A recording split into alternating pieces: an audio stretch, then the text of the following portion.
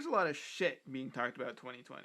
I mean, sure, a deadly virus killed hundreds of thousands, American democracy is collapsing, and apparently Hawaiian seals started lodging eels up their nose, all of which are objectively terrible. But I've also seen some vague assertions that anime has been particularly bad, and frankly, I disagree. Shockingly, I actually have a fairly positive opinion about anime this year. Sure, there were some fucking disasters, but there are always disasters, and this year had at least one brilliant anime and several more that can be genuinely called good without additional modifiers.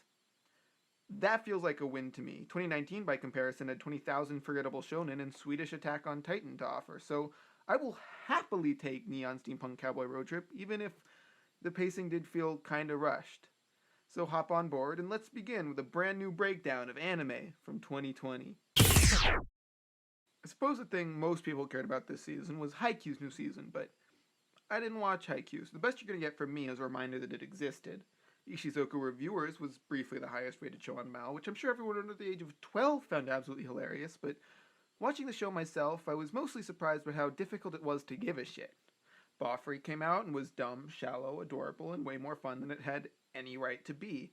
Cute Girls Do Video Games was always a terrible, terrible inevitability, but the fact that it turned out to be a decent little comedy just might have shattered my entire worldview. Dorohedoro got an adaptation that was a crushingly inferior shadow of its source material, but it was nonetheless one of the best anime of the year because Dorohedoro is that fucking good. Finally, we arrive at Hands Off Isaacin, a show so good that every other anime this year could have been boiled walrus jizz, and 2020 would have still come out looking pretty alright. God, that show is good. Spring brought us another season of Kaguya-sama, which I am told is the best thing ever created. I figure they're talking about some other unrelated second season of Kaguya-sama because the one I saw was a decently funny rom-com with a truly awful dramatic finale. I'm still looking for this phantom other Kaguya, but thus far my search has been fruitless. Food Porn got another season that I tried and failed to give even a fraction of a shit about, and Tower of God got a Crunchyroll adaptation. This would be very exciting as an experiment in the adaptation of manhwa if the anime wasn't fucking terrible, but alas, better luck next time. My Life as a Villainess was surprisingly fun in spite of itself, and Wave Listen to Me was an awkward little thing that many have rejected, but fuck it. I thought it was fun and I had an interesting premise. Sue me. BNA managed to be the first Trigger anime I actively hated, so hooray for that, but Appari Ranman managed to struggle through its massive pacing issues and end up pretty alright regardless. So there are always silver linings. Great Pretender also came out, and... Re:Zero got a shiny new season last summer, so when my future prison therapist asks when I truly began to hate my fellow man, I will have a convenient date to point to.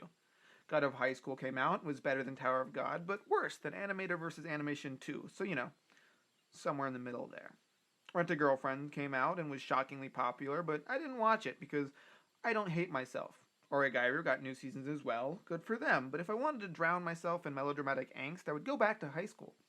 Misfit at Demon Academy showed up this season as well, and for reasons only God can truly know, I did end up watching it. I'm still not sure if this show was trying to be ironic or not. It's sort of straddling the edge of self-parody, but if sincere, this is one of the most pathetic power fantasies I have ever seen. I try not to judge middle schoolers for being terrible, but my self-control has limits. I also watched Decadence, and I am very glad I did. It was really good. It was kind of bizarre and not at all what I was expecting, but it had strong characters, very clear and powerful message, and some bold art direction. All the crucial vitamins and minerals a growing boy needs. Congratulations, Decadence. Gold star for you. Finally, we have the fall. Now, there's a lot of stuff in the fall I haven't finished or need to get around to, but seeing several episodes of Majou no Tabi made me confident in my assertion that it must be out of its goddamn mind to be drawing this many parallels to Kino no Tabi. In a vacuum, Majou no Tabi Tabi is terrible, but watching it deliberately invoke Kino no Tabi is like watching a 70-year-old meth addict trying to win Miss America pageant. Akudama Drive was interesting. It is shockingly well animated, visually stunning, artistically directed, well scored, and relentlessly stupid. I'm not sure how self-aware the writers were, but my guess would be not very.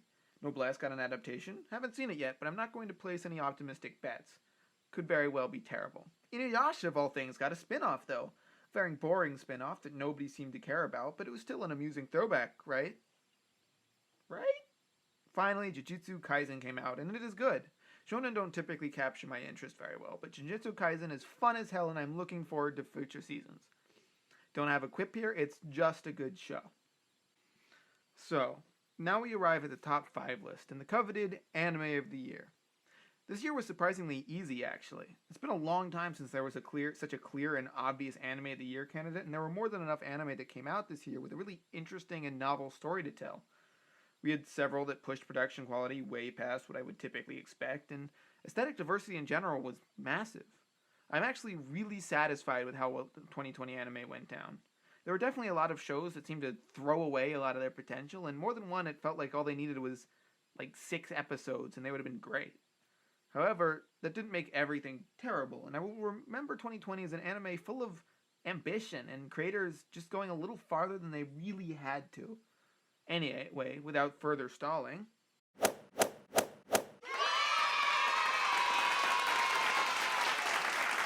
let's hear it for our top 5 anime of the year, all 5 of which, shockingly, seem genuinely worthy of commendation. Well done all of you, rounds of applause all around.